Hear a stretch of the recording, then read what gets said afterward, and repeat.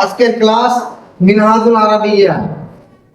আজকে তর্জমা করা শিখতে হবে, কিভাবে তর্জমা করতে হয়। যেমন আল কুরআনু কিতাবুন, বলো कुरान किताब है, अल किताबु अरबियुन, किताब अरबी है, अल इल्म मुफीदुन, इल्म मुफीद है या फायदामंद है ना, যেকোনো একটা বলবো। তারপরে अल इस्लाम दीनुन, इस्लाम दीन है, अल अदब वाजिबुन, अदब वाजिब है, अदबरसु सहलुन, सबक आसान है। এবার মানে করা শিখব। আল কুরআন এটা হলো মুবতাদা, অর্থাৎ যদি কোনো একটা শব্দে প্রথমে আলিফ লাম থাকে আর লাস্টে পেশ থাকে আর সেই শব্দটা শুরুতে থাকে, তাহলে ফায়দা হলো এটা কি সেই শব্দটার প্রথমে মানে করতে হবে, তারপরে যে শব্দটা থাকবে তার মানে করতে হবে। অর্থাৎ যে শব্দটা মুবতাদা হয় তার আগে মনে করতে হয়, তারপর দ্বিতীয়টার মানে করে রাখতে হবে। ঠিক আছে?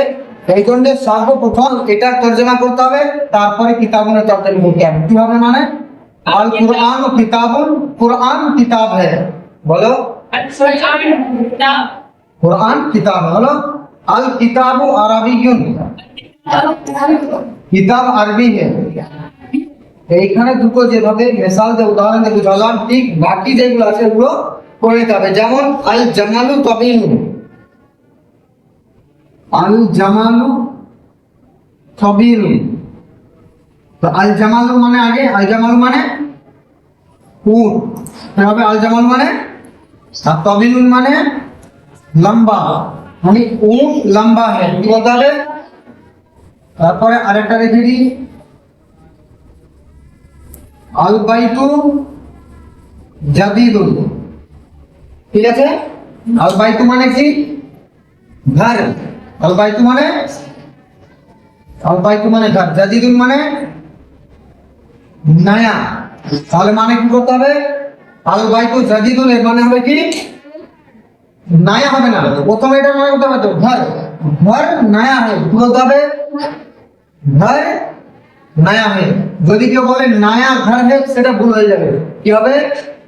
ভুল হয়ে যাবে। কেন? আগে খবরের মানে হচ্ছে, মুবতাদার মানে পরে হচ্ছে, এটা হয় না, আগে মুবতাদার মানে হয়। ঠিক আছে? এই জন্য এটা প্রথমে মানে করতে হবে, তারপর এটা কি? ঘর নয়া हो।